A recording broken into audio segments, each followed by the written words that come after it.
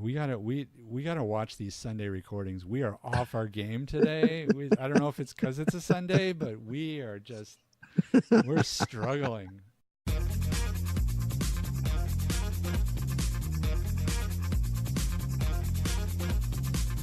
This is the AT Banter podcast, a balanced and entertaining look at assistive technology, accessibility, and its importance in people's lives. Join Rob Minot, Ryan Fleury, and Steve Barclay as they banter with people around the world about anything and everything regarding assistive technology and the disability community. Now, on with the show.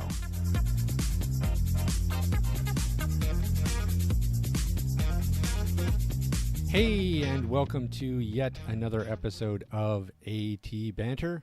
Banter. I am Rob Minot, and joining me today is Ryan Fleury. Howdy. And no Steve Barclay today. He is off today, and we don't even have... Oh, we do. Oh, excellent. I was going to say we don't even have Mr. Cowbell. Clearly we do. Mr. Blind guy had to find it. Mr. Cowbell sitting in as well. I think he's easily taking over as people's favorite host. Well, it probably wouldn't be that hard. No, exactly. Cowbell can easily outthink us. Replace any one of us. Yes. How you doing? I'm doing all right for a Saturday. Oh, it's a Sunday, actually. I don't know where the weekend went. Yeah, tell me about it. I need like a 4-day weekend. Oh, shut up. Hey, guess what? What? We got an email. Woohoo! Yeah, this is very exciting. Let me pull it up here. This is hot off the presses. 21 minutes ago we got this. Wow.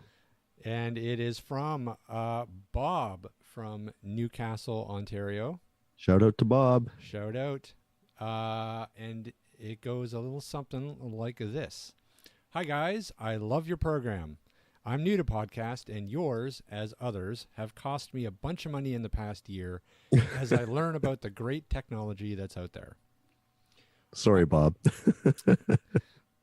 I'm probably one of your more mature followers. I wrote mostly COBOL programs for System/360 mainframes in the late 60s and early 70s. I got my first personal PC using the screen reader VERT in 1982. Obviously, the mind boggles with what's happening today. Yep. I wanted to share a thought or two about a couple products. First, the Google Home absolutely blows me away with its ease of use and its utility value. Something that I haven't heard said is its potential contribution to literacy. That's a very good point.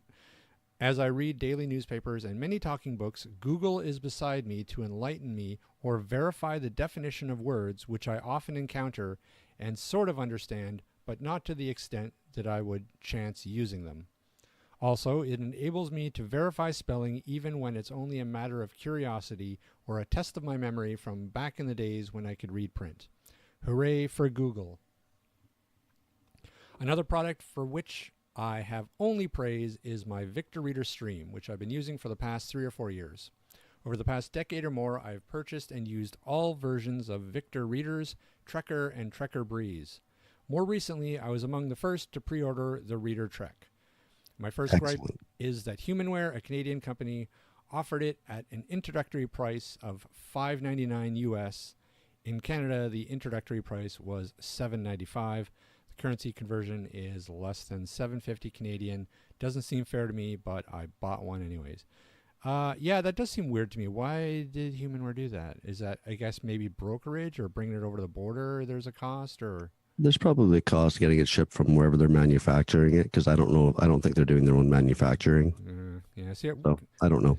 We Canadians, we always get screwed. We get screwed somehow. There's always an extra cost. Anyways, he goes on. I received the unit on or about December 8th and soon found that it would not create a motorized turn-by-turn route. I contacted Humanware for help, and the tech was unable to solve the problem. He needed to consult at another level and get back to me. He didn't.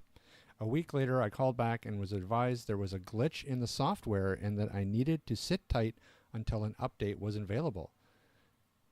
To date, it hasn't happened. Interesting. Have you heard anything about this, Ryan? Yes, there's a batch of Victor Reader Treks that are basically on hold right now that people have ordered, I think even prior to December, until the next update comes out. And it's currently being worked on, but the availability, from my understanding, is end of January, first week of February. Interesting. I kind of heard rumblings that there was some people that hadn't got theirs yet, and there was a bit of a delay, and so I guess Yeah. that explains it. Yep. So, I guess the best you can do is, like they said, sit tight and wait. And once the update does come out, it should be an excellent experience, as, they have an excellent past, track record. Yes, well, he does go on to say, I can live for a while without the ability to create a motorized route, but one would almost expect that a company like Humanware, with its previous experience with GPS navigation, would be able to release a product that performs as advertised, especially at a price of $800 for a device that can only do a fraction of what a similarly priced smartphone can do. Yes, I understand what economies of scale mean when it comes to products for the blind, but I'm nevertheless disappointed. So much for the gripe. I trust it will get sorted out. In the meantime, I'll continue listening to your good-humored repartee, try to get up to speed, and learn new ways in which to reduce my pile of gold. Excellent. Thanks so much for the email, Bob. Yeah, and he's got a lot of good points, talking about using your Google Assistant to spell out words for you, or, translate text from one language to another, does allow people with, I guess some degree of learning disabilities, or even just to have clarification done, access to a lot more information that you may not be able to find using your computer. You may not just have the computer skills to do that.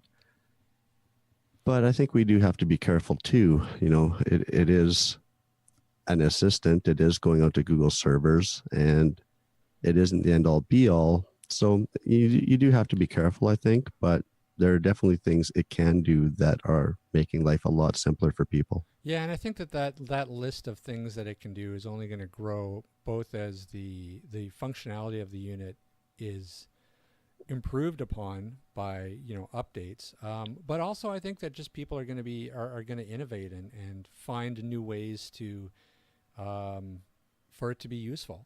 Well, have you looked at Twitter in the last couple of days, and did you see the link of the list of things Google Home can do now? No, you know what, I didn't. It's a million things it can do. Is that right? Okay, well, you know what, we should we should go find that link and make sure that we post that with the show notes this week, because that would be of interest to a lot of people. The Amazon Echo has like 20,000 skills, and that's all fine and good and stuff if you got, really good high quality skills that you're using on a regular basis. And, Google Home has a million things it can do. And from everything I've read, the digital assistants, especially Google Home, were all over the place at the Consumer Electronics Show in Vegas last week. Right. Yeah, which we haven't really talked about. Yeah. But maybe we will next week. But anyways, but back to this Humanware thing. What's your take on that? I mean, do you think that is kind of unusual that a bug like that got past them? It's hard to say whether or not it was a bug or something in the GPS itself. They're using a new mapping system now. They're using TomTom maps, and before they were using maps from Navtech, I believe. So maybe it was a mapping issue. I don't know what the issue was, but they've been doing Trekker and Trekker Breeze and Trekker Maestros for years and years and years. Yeah. So you would have thought this would have been caught, but maybe it was something that was unavoidable. Yeah. But I mean, again, with Humanware's track record, I don't think it's going to be long before they squash that bug and the device is going to work like it's supposed to. So I wouldn't worry too much about that. They've got a long, sort of pedigree with GPS. So, and then usually their stuff is pretty rock solid. So I would just hang in there and keep your ear to the ground. And I'm sure that a fix is pending. It is. So in fact, maybe we should make note of that. And once we hear anything, we should actually let people know. We can do that. Now, is that going to be an update? Is that going to be an automatic update, or is that something that they're going to have to actually update from their unit? I think the unit updates over the internet. So if your device is connected to the internet, it should just come over the air. So one day probably you're going to turn it on and it's just going to work. Yep. And if you haven't, subscribe to HumanWare's email list, because they'll probably announce it there too when it does get released. Yeah, absolutely. All right, moving on. Hey, Ryan, what the heck are we doing today? Today we are talking with a gentleman who is or was an ambassador for the Rick Hansen Foundation by the name of Ryan Sturgeon. Another Rick Hansen ambassador. I'm excited. Yeah, it's going to be interesting. I was looking at the article he wrote in May of last year, I think it was. And, I was going through some of the things he described that people with, disabilities and mental health kind of go through. And I was checking them off going, that's me, that's me, that's me. And so I think it'll be an interesting discussion. Did you see that article? Yeah, I did. I did go over it, and it was really interesting. And it kind of brings to light, I think, things that, I don't know, aren't really talked about. I mean, mental health in general, I feel has a stigma attached to it still, even though it really shouldn't. And I think that people with disabilities, already feel sensitive about, identifying their, sort of their main disability. And then when you sort of tack on some mental health issues as well, it can become almost overwhelming, I'm sure. So it's going to be interesting to talk to somebody who deals with it on a daily basis and try to shed some light on, just how people can get the help that they need. And I think that's key, being able to recognize that you need help and reach out and get it. Because like I said, when I was going through the list of, factors that people face, I pretty much checked all of them off. And that, probably said to you, well, that explains Ryan's attitude. I wasn't going to say anything. That was Mr. Cowbell. No wonder he's a cranky bugger. But it is interesting. I mean, it also, like, I remember hearing you telling us stories about when you first had your accident and you lost your sight, and that whole process that you go through. I mean, that's an incredible journey mentally for somebody, and it can be so hard and so difficult.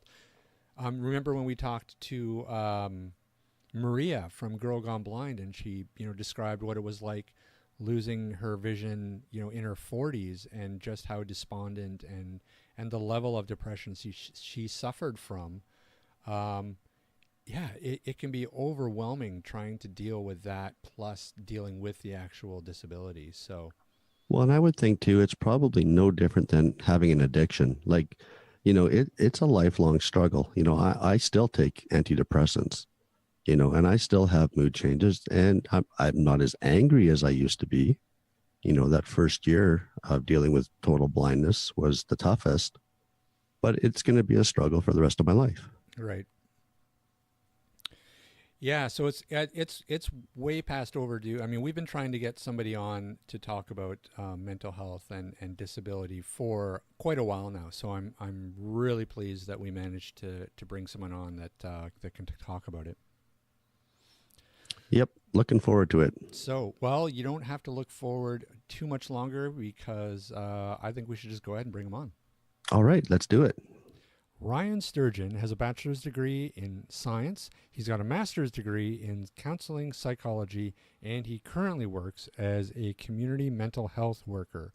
He is also an ambassador at the Rick Hansen Foundation, who we're always excited to talk to.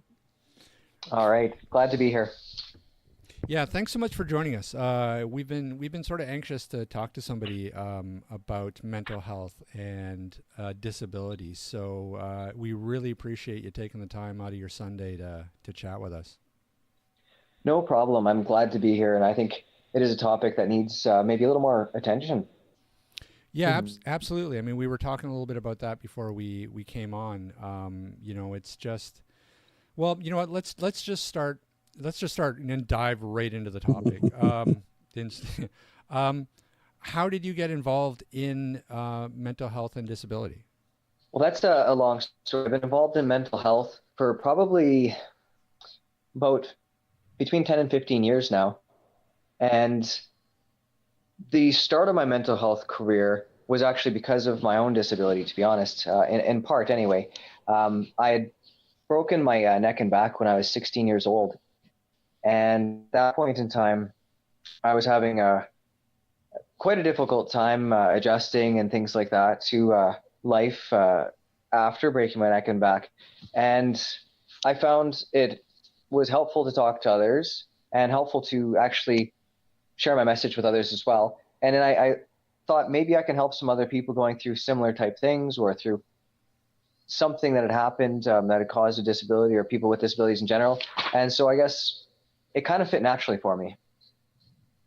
Now, do you find that that's a really common thread with mental health and disability in the sense that a lot of times, there'll be an accident or there'll be like sort of ongoing vision loss that sort of happens gradually, and that can really have a huge impact on mental health in general. Is that fairly common? Yeah, I think it's more common than we talk about. I think that mental health and disability do kind of go hand in hand a little bit, in that a lot of the same things that cause a lot of the mental health concerns that we may have, such as depression or maybe anxiety, also have a common thread with disability. Because if we start talking about things like a person's employment, for example, employment can be a source of esteem for people, but it can also be a source of problems if you're underemployed or unemployed. And it can be one of those pillars of health that really highly affects our mental health as well. So you take a look at a person that has a disability, they may have trouble a little more so finding employment. I mean, after I broke my neck, I wasn't sure what I was going to do at that point in time. I had to change my whole life plan. Yeah, and that's just one example. There are many other examples too. Like let's talk about social inclusion and things like that. How difficult it is for somebody to maybe get out at times in the winter or whatever. If they're in a wheelchair, they find themselves a little more isolated. And the more you find yourself isolated, unable to be around people, unable to do some of those things that you like to do, it makes it really hard on a person's mental health, definitely. And those are just two small examples, and I can keep going. It seems to me that trauma like that, like say trauma over an accident, and Ryan's a great example. I mean, Ryan, why don't you go ahead and step in and tell Ryan too, a little bit about your experience, because I mean, I think your experience is fairly typical. Yeah, in reading, your bio, Ryan, and the article you wrote last May, I lost my sight totally in a car accident when I was 23. And so, going through the article you wrote, I was checking off the items: anger, yes; depression, yes; not wanting to be out in public very much, yes. All these factors that you associate with mental health, or even just people with a disability, and having to reevaluate your life. Like you, I was outgoing. I was mountain biking and skiing and snowboarding and doing all these things. And then this traumatic event happened, and now I can't do that, or not the same way I used to do that. So you're right. It's past time we talked about mental health in and of itself, but the whole disability aspect of it, I think, just multiplies it by factors. Absolutely, I would agree with that. And as you mentioned, you were outgoing and you had sight at the time, and the time that you lost your sight, that's a huge loss. And so sometimes with people with disabilities, you'll find that they do suffer that loss as well. And that loss can compound things because you find, yeah, you do some things that you may have wanted to do or been able to do before. And for me, that was a lot of the things that I was able to do and enjoyed involved running and sports and being out with people and being just very active. And I found it very, very hard when I was unable to do some of those things that I considered important in my life and then that were kind of made up me, you know? So again, I lost part of my identity as well. Yeah, agreed. And Yeah. It must be hard, I'm sure, to when mental health in and of itself is already stigmatized in society, and to some degrees, a lot of people feel that disability is as well. I mean, you have people who are, let's say, low vision, and they're actually kind of almost scared to identify as someone with low vision, and they sort of try to fake it because they feel like, well, that's people are going to hold that against me, or they feel almost ashamed of it when they shouldn't. It's kind of double stacked on them, and that's got to be a huge weight on somebody. Yeah, I do think there's a certain stigma attached to both still. Unfortunately, I think it's getting better, but with mental health, how many people want to go out and admit they have depression or anxiety or things of that nature? And those disabilities, because they can be disabilities as well in and of themselves. And then when you kind of have a physical disability or something as well on top of that, I think it's maybe even harder. You have a physical disability that other people could probably see, and you don't feel maybe included all the time. You don't feel places are accessible for you or things are accessible. And so that's kind of stigmatizing in itself a little bit. And then you have this hidden disability. Maybe you have depression at the same time, or anxiety, or some other form of mental health concern. And so I think definitely it puts another barrier up for people. Well, and I think, I was mentioning to Rob before we started the show, how I think having a traumatic event like an accident or, a life-changing event and having depression or anger or, some of the other aspects that come along with that are almost like an addiction. For me, losing my sight at 23, I've personally, I've been on antidepressants since then. I still take them now. I have trouble sleeping. I've been diagnosed with sleep apnea. All these factor into your well-being, let alone, the disability part of it or the mental illness part of it. It's a package. And like Rob says, it just kind of compounds it. I would definitely agree with that. It certainly does compound it.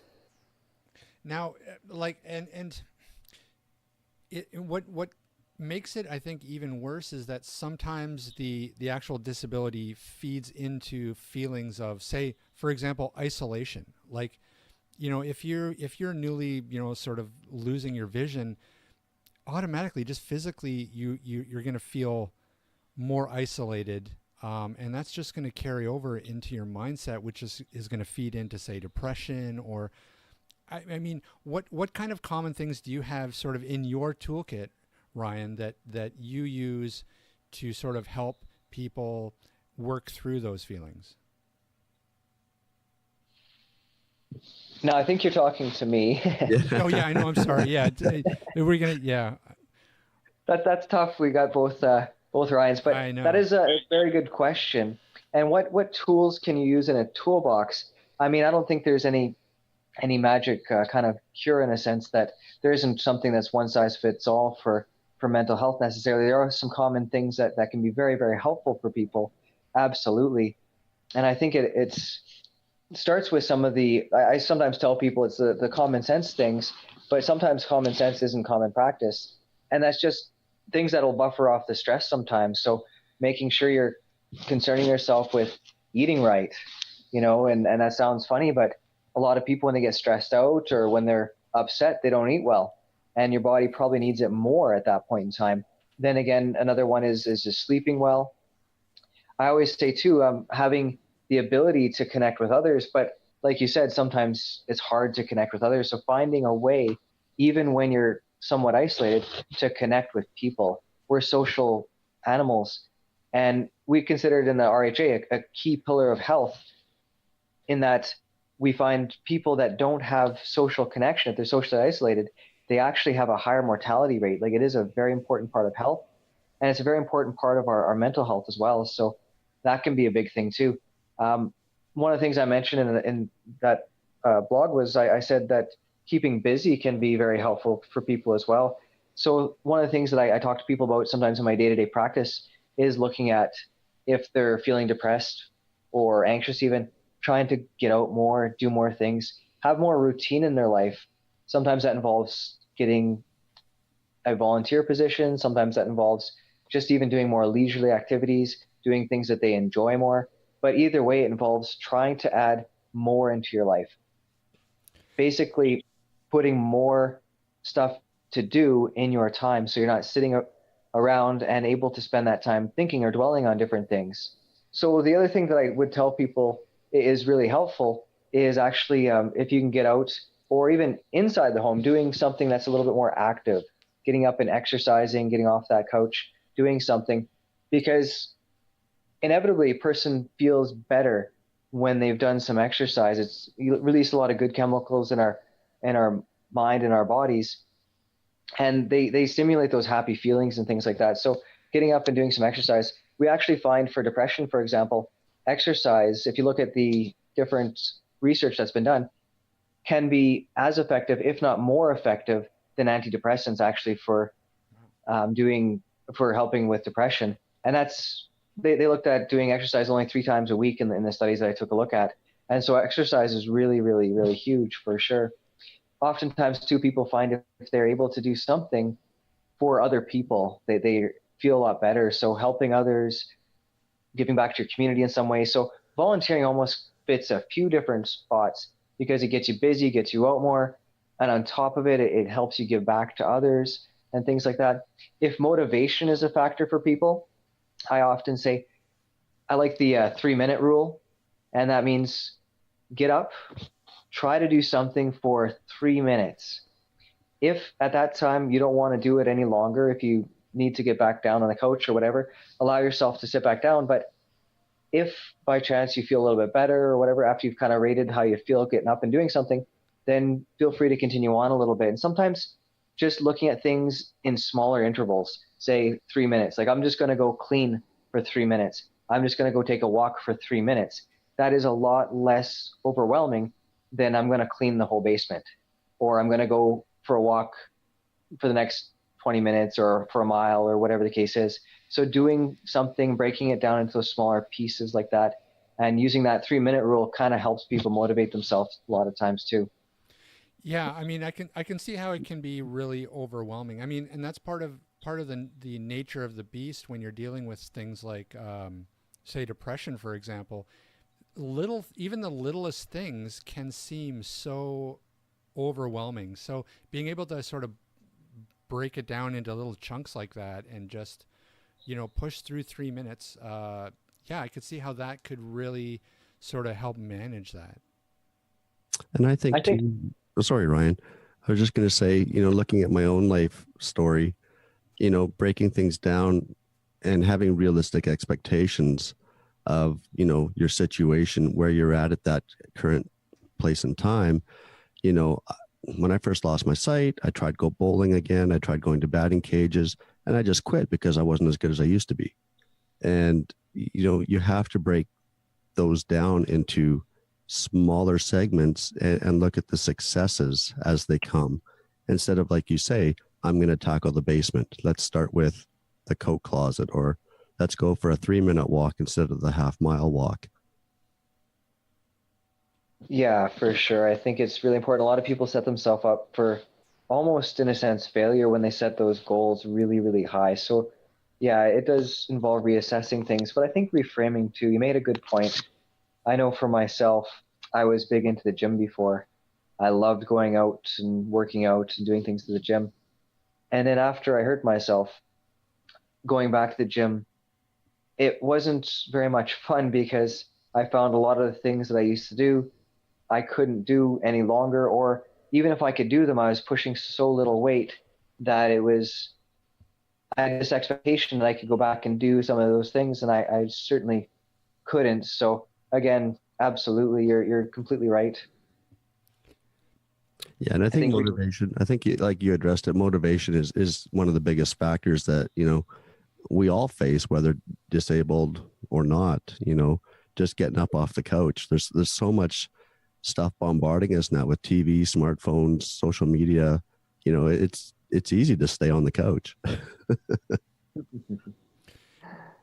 Now, do you find that in some cases people may not even realize that they have, say, depression? Because it can kind of be a bit of a hidden, a hidden illness where people are just like, well, you know what, I just worry a lot, or I just have trouble sleeping, or do you find that that's the case a lot? I do find that certainly at times people don't recognize the symptoms. It's harder when it's yourself you're talking about. You can kind of recognize with other people sometimes, but when you're living it, it's a little bit different. You're just kind of going from that moment to moment and not taking and putting all the pieces together like somebody else would. Somebody else might say, wow, I haven't seen you around in a while. You've been really staying home a lot. Wow, you've really been sleeping a lot lately. But for you, it's, I'm tired today, so I'm sleeping today. And you may not take the whole picture into consideration. So I do see people quite a bit that when I mention to them, these are some of the symptoms of depression, and I say, have you ever considered if you're depressed? Some of them just are mind blown. They think, wow, maybe I am depressed or anxious or whatever the case is. Yeah, I just thought that's just the way things were. Yeah. But they don't recognize that those are symptoms of actually sometimes a bigger problem. And I mean, it's only a problem if it starts to interfere with your life and your day to day activities and things like that. But absolutely, people often don't recognize it right away. It's loved ones and family members that do. Could you give us an idea of what some of the symptoms maybe of depression are to look for? Oh, for sure. I can kind of go through what the DSM would tell you, the Diagnostic and Statistical Manual for Mental Health Disorders. I pretty much know it off the top of my head. I work with people a lot, and that's what a psychiatrist would use to diagnose somebody. One of the big things that you see with depression, and this is one of the characteristics that people identify with right away, is the low mood. But it's not just a low mood, because everybody has a low mood sometimes. It's a low mood all day, every day, for most days of the week, for most days of the month, for up 3 months. And it has to be at least 3 months long to be considered a depression. The other thing that you can consider would be with the low mood, either no interest in activities any longer that you once enjoyed, or just complete lack of enjoyment. So that can be another big thing too, is just that lack of enjoyment piece. So both of those things can be seen. And then you have smaller things that go with those. So once you have that low mood or the non-enjoyment in activities, person starts to oftentimes notice that they're not sleeping the same as they once did. So they'll either sleep more often, like they find they're sleeping 12, 14 hours in a day, having naps, that kind of thing, or they just really can't sleep. There's a change also in their appetite. They find they don't want to eat very much anymore, or they're eating like the junk food, coping kind of foods, or maybe they're just don't want to eat at all kind of thing. And so you find that they're either gaining weight or losing weight. Memory and concentration are often affected too. Again, you see a change from normal, where they're probably unable to think as well as they once did. So their concentration goes down, focus goes down. Oftentimes, they start to isolate themselves more. They have less energy. They find that they might even be thinking about death or dying or suicide. That is very common with depression as well. And I guess it depends. Sometimes with a guy, you may notice more irritability. I mean, women as well, but guys sometimes show a lot more irritability rather than as much sadness. But that can also be a big sign of depression as well. So those are the real key ones when it comes to depression. Sometimes you notice actually people physically slow down too. They kind of, hang their head low and talk really slowly and that sort of thing. So they actually physically get slowed down, whereas some people get a little more agitated, and that's almost like the irritable kind of stuff. Right. So now on the other end, then, would be sort of anxiety or panic attacks, is that a little bit easier to spot? Well, I think the person that's experiencing anxiety probably can recognize it a little bit quicker, I think, because they know a little bit more that they're avoiding things. They have experienced an increased worry, and especially if they've ever had a panic attack, they certainly know that they've had a panic attack, or they know that something's wrong.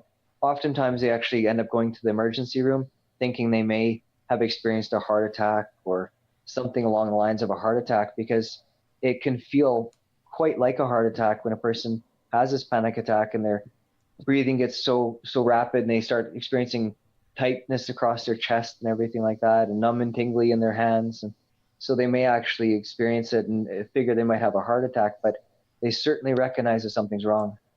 You do have people once in a while that don't recognize as well, because they may not really see the physical symptoms. They don't really think about their thoughts as often, so they don't notice that they're worrying, but they do experience some of the physical stuff. And if they're experiencing these physical sensations without putting any thought to them, they may not recognize it as worry as much, but it's not as common not to recognize the anxiety, although it has happened, of course. And how does the anxiety actually work? Now, is it usually like a specific trigger that triggers the anxiety, or can it just sort of pop up out of nowhere? Well, I suppose people could have panic attacks pretty much out of the blue, out of nowhere, but I really believe a lot of times people have at least a thought that starts to spur things up. And whether they recognize that thought at the time or not, there's a thought that goes on that then starts to trigger things, and then they go into that kind of fight or flight response and have a panic attack. Yeah. So what would you tell people? Because I feel like a lot of times people who may be going through, say, depression or maybe going through anxiety or panic attacks may not know immediately where they can turn to go for help. What would you tell them? Well, one of the things I would tell them is good for you for looking for help, for one, because I think that's actually shows a sign of strength and a sign of bravery, because there is some stigma attached to it, and I think it is hard to seek help, hard to ask, and hard to go places. So definitely, first thing I would say is good for you, and you're much stronger and braver for it. Then I think one of the areas where you could start to look is like your family doctor, because family doctors often can point you in the right direction. They can get you to a mental health professional. Now, in Manitoba, we have different mental health teams than maybe other places do, but we have the public system, which has mental health workers, which you can go and see. And a lot of places do have a mental health worker attached to, say, family doctors and so forth. And then you also have private sector people, so people working in counseling and in private. You could also look through your employer if you're employed. If you're employed, you probably have some kind of program. You might not know about it, but you can ask your employer, and it's all confidential, so they can't really know what's going on or anything like that. And in my employment, it's called EAP, the Employment Assistance Program, and you get free counseling sessions as well. So those are a few of the areas you can look.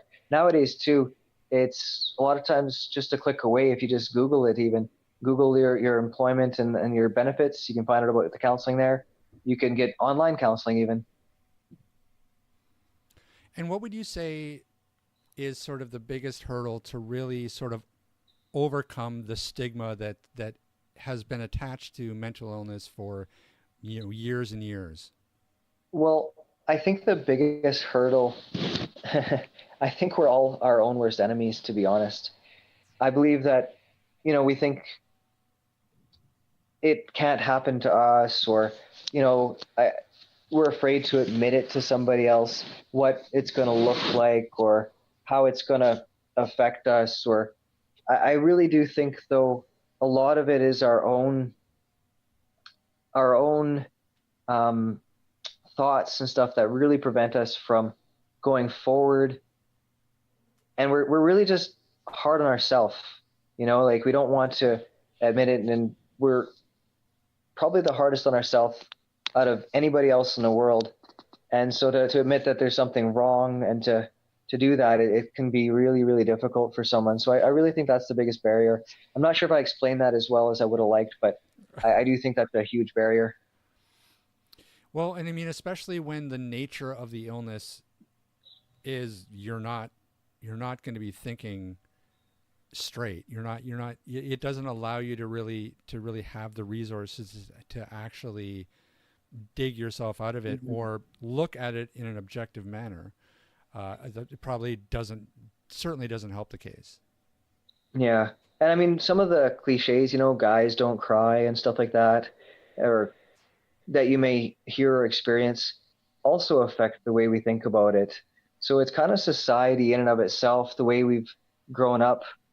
And it's not just guys. I'm just thinking that might be one of them. If you're a guy, it might be even harder to ask for help at times because of that. And we do find that guys do have a little bit harder time asking for help.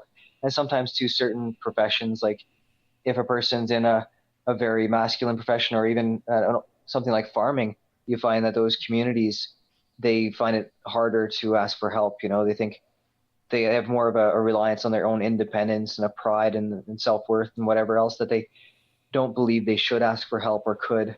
And so that is a huge barrier for services for a lot of people.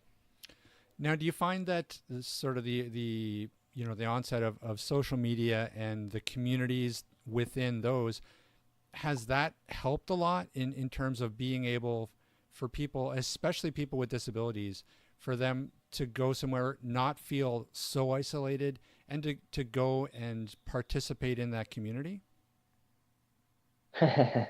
Yes and no. And the reason I say yes and no is because I think it's a double-edged sword.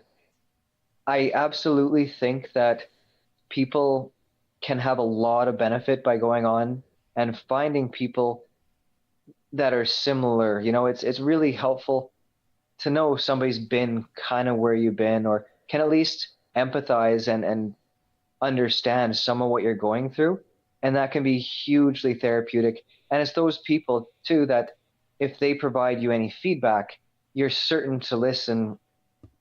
But I think the problem is not to just solely rely on that, and not to get caught up on social media as much either, because people that, if you're spending a lot of time just on social media and not out places, that's also not as mentally healthy either. I think it can be kind of a trap. You feel good for a moment while you're on whatever social media you're on, but then it doesn't have like the lasting effect. Like, let's take a look at, for example, if you're out doing something like rock climbing, if you're a rock climber or whatever, or even out just exercising, you don't feel as great doing it, and it takes a lot more motivation to do. But afterward, you're left with a feeling that's a lot different than after you are on your smartphone. Right. Yeah. Because as soon as as soon as you turn your smartphone off or turn your computer off, there goes your community. So yeah, I could understand that. Yeah, and that's why I think it's just kind of a double-edged sword. So I do think it's really beneficial for them to get involved with communities and stuff online, but also to try to still get involved in other things outside of that computer as well, if at all possible, for sure. I think, being able to recognize that you may have an issue related to depression, anxiety, mental illness, as wide a definition of a word as that is, being able to recognize that and take the steps to face it head on, as scary as it is. Like you said, Ryan, after that rock climbing experience, you have a feeling of accomplishment. You have a feeling that you're making progress, that you're contributing again to society or to your social group of friends. You have that feeling of acceptance. You have to take that first step, and without doing that, you're not making any headway, and you're not doing yourself any favors. Well, the one thing I was thinking was, how common mental health concerns are. And I think it's nice to frame it as mental health, but because we all have mental health, right? It's a thing that everybody has. But to have a mental health concern that would categorize and fit into the classification as an actual illness, is a lot more common than people would think. It's 1 in 5 people, and some would even say 1 in 4 now. And so that's a lot of people that experience a mental health problem. And it's important to know how common it is so you're not so isolated. So you don't feel like it's just me, and that there is other people that experience that sort of stuff too. It's very, very common is just one of the things I really wanted to highlight for sure. Yeah, it's interesting, when you frame it like that, when you frame it with mental health and physical health. I mean, nobody feels ashamed when they have the flu and they have a physical health issue. Same thing should be for mental health. I mean, sometimes your mind has a cold and you need to go and you need to take care of it, and it shouldn't have that stigma attached to it. Yeah, I think there is still some stigma attached to it, and I'm really hoping by educating people, whoever would do the educating, I guess, the government or whoever, but by educating people, we'd be able to, decrease some of that stigma a little bit, because you do see it sometimes, even when people talk about mental health or mental illness, like, why don't you just get over it? Yeah. Just think yourself out of that depression. And that's akin to saying, why don't you just get over your cancer? Just think yourself out of it. Yeah, right. I mean, do you think that maybe they should teach mental health sort of in the schools, like teach early that what to look for, and that it isn't, something to be ashamed of? I really do. I really think they should have some education right off. And that way people aren't lost when they find themselves in the situation, because let's face it, everybody is affected by mental health. If it's 1 in 5 people, that's everybody. That's somebody in your family, that's your neighbor, that's your friend. And so it does affect everybody, and then we're not so lost.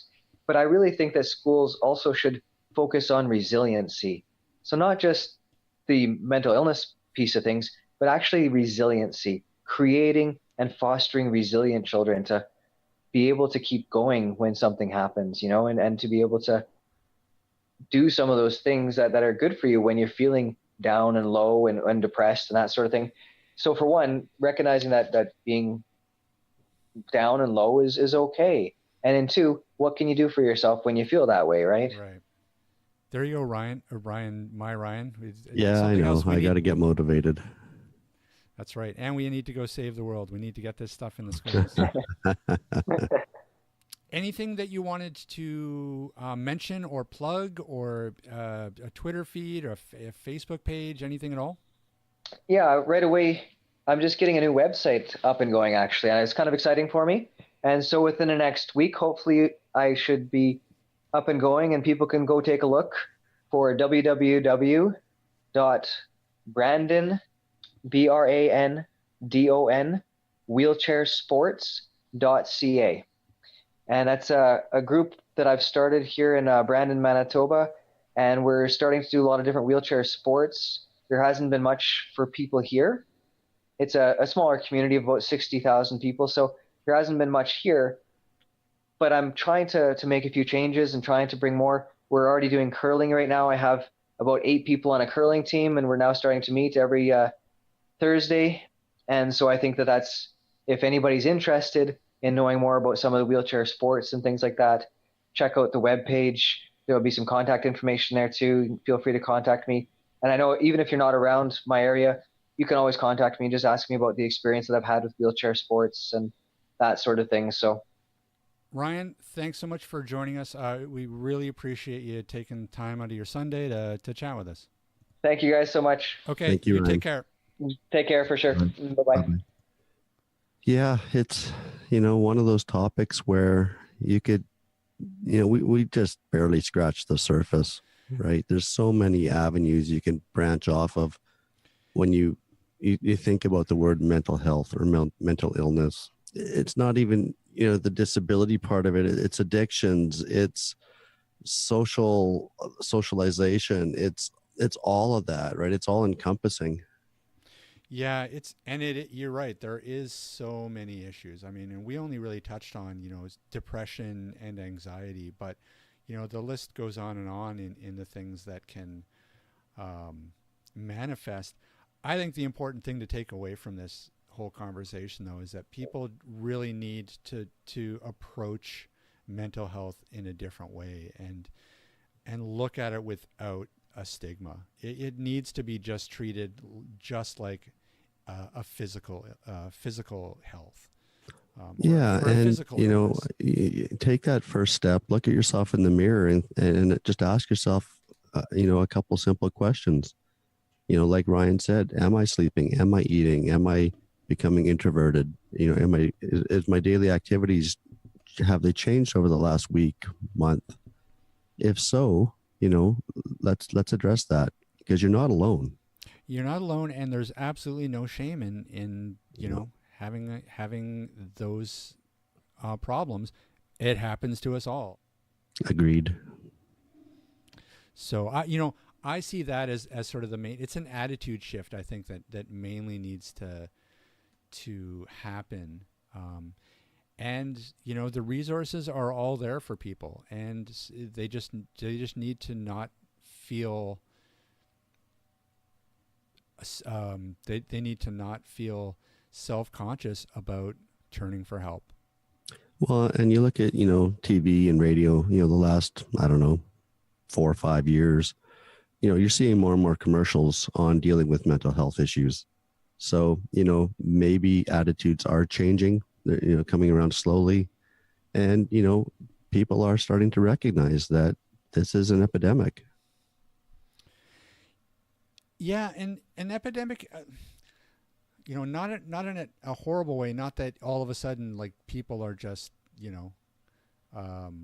suffering from depression more so than any time before. Right. It's just that we're starting to actually take it seriously and actually diagnose people and treat the issue, which is a good thing. The more people talk about it and the more people address it, the better overall health they're going to be. I also thought, was thinking that, this is why, and as much as I kind of crap on sports in general, I do have to admit that from the sounds of it, team sports is just one of the most perfect antidotes for, say, depression or anxiety, because it checks all the boxes. You have a community, you're getting out, you're getting exercise, you have that feel of accomplishment that you have after you've played a game of whatever it is. It's sort of ideal. So it's kind of interesting that Ryan is out there, starting up a wheelchair league. Yeah, and I'm sure if you were to talk to anybody with any disability who, was into sports before their disability and, got back into it afterwards, whether it be if you're blind, goalball, or if you're paraplegic, wheelchair basketball or curling, sure, they're not doing things the same way. They're adapting the way they do them, yet they're still involved, they're still included, they're still accomplishing, they're still socializing. They still have those endorphins that are being released, and that's what it's all about. Hey, Ryan. Rob. Where can people find us? They can find us online at www.atbanter.com. They can also email us if they so desire, just like Bob did, atbanterpodcast@gmail.com. And we will read your email on the air if you would like us to. If not, let us know. No, actually, we'll read it despite whether or not. No, I guess if you were to put in your email, please do not read this. We'll respect We'll that. respect that, but yes. I'm assuming that anyone who writes us actually wants to their 10 seconds of internet fame. Yep, they've got something to say. So where else can people find us? They can find us at Twitter. We are AT_Banter. And they can find us on Facebook, AT Banter. You can also find Steve, not here, but you can find Canadian Assistive Technology at www.canasstech.com for all of your assistive technology retail needs, and for all your assistive technology servicing needs, you can contact Mr. Rick Chant at www.chaostechnicalservices.com. And I think that's it. I think you should just leave it like that. And I think that's I it. think so. Man, what is going on? It's this 4:00 Sunday afternoons not being in the same room show. I guess so. I guess so. Woo. All right. Well, that is going to do it for us this week. I have been Rob Minot. And I've been Ryan Fleury. And we'll see you next time.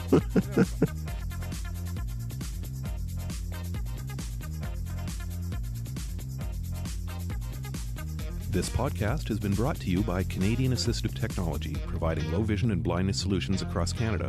Find us online at www.canasstech.com.